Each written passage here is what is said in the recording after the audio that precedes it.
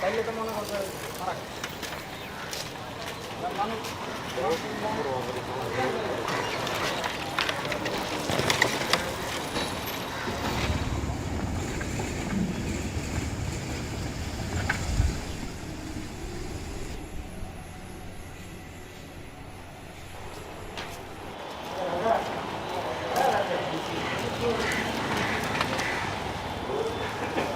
আমরা আসলে বিগত বেশ কিছুদিন ধরে দেশের এই রাজনৈতিক অস্থিরতার কারণে হচ্ছে হল ছাড়া ছিলাম এবং বাসায় ছিলাম।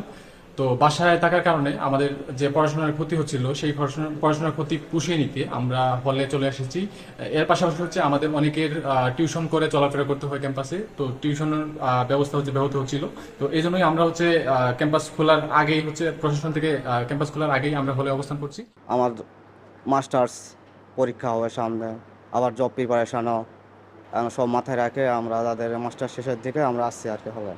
বাড়িতে তো কিছুদিন ছিলাম, তারপর হলে টানে আসলে চলে আসা।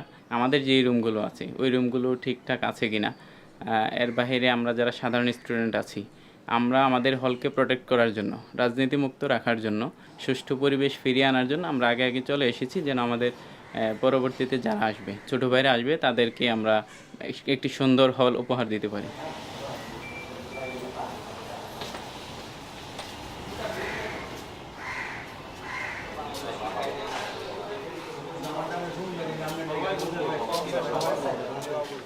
আসলে যেই জিনিসটা আমরা স্বপ্ন দেখতাম যে আমরা একটি সুন্দর হল চাই, আমরা রাজনীতিমুক্ত পড়াশোনা পরিবেশ, অর্থাৎ আমরা যেই জন্য এখানে এসেছি আমাদের উদ্দেশ্য হাসিলের জন্য যেরকম হল আমরা চাইতাম ওই রকম হলটি এখন আমরা দেখতে পাচ্ছি। রাজনীতিতে বাধ্যতামূলকভাবে অংশগ্রহণ করতে হয়, সেই জায়গায় এখন আমাদের কোনো ধরনের চাপ নাই, অর্থাৎ আমরা আমাদের নিজের কাজগুলো স্বাধীনভাবে এখন করতে পারতেছি এবং ওইগুলো আরেকটু গোছালোভাবে আমাদের আগাতে হবে, যেহেতু এখন একদম শুরুর দিকে। বাইরে বের হলে বড় ভাই আসছে আসছে সালাম দিয়া একটা আতঙ্ক কাজ করতো।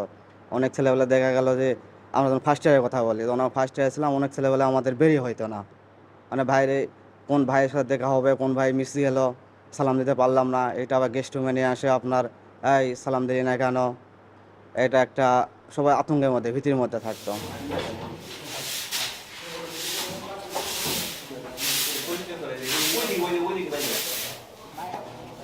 তাদের রুমগুলো দখল যেগুলো ছিল সেগুলোর ক্ষেত্রে আমাদের স্যারদের সাথে আমাদের কথা হয়েছে, আমাদের টিচাররা বলেছেন সেগুলোতে মেধার ভিত্তিতে বা সিট বন্টনের যে পলিসি আছে ওই ভিত্তিতে বা যারা সিট পায়নি তাদেরকে দেওয়া হবে আর কি। এখন হলের পরিস্থিতি স্বাভাবিক, কিন্তু মাঝে মধ্যে বিচ্ছিন্ন ঘটনা ঘটে, মানে যেটা ছিল অনাকাঙ্ক্ষিত। যেমন সিনিয়র এবং হচ্ছে জুনিয়র নিয়ে মাঝে মধ্যে একটু হয়তো কথা কাটাকাটি হয়েছে। এখন সেটা আমাদের মধ্যে মানে কথা বলার মাধ্যমে মীমাংসা করা হয়েছে আর কি। এখন স্বৈরাচার মুক্ত একটা দেশ পেয়েছি এবং আমাদের ক্যাম্পাস পেয়েছি, যা যা অনিয়ম হচ্ছিল সেগুলোর ব্যাপারে আমরা কাজ করার চেষ্টা করছি। প্রভোস্ট এবং ভিসি তাদের সাথে কথা বলে হচ্ছে যে নতুন করে সব কিছু উদ্যোগ নেওয়া হচ্ছে। আমি আশা করব যেন আমাদের ক্যাম্পাস আরও বড় কোনো কিছু আমাদেরকে উপহার দেয়।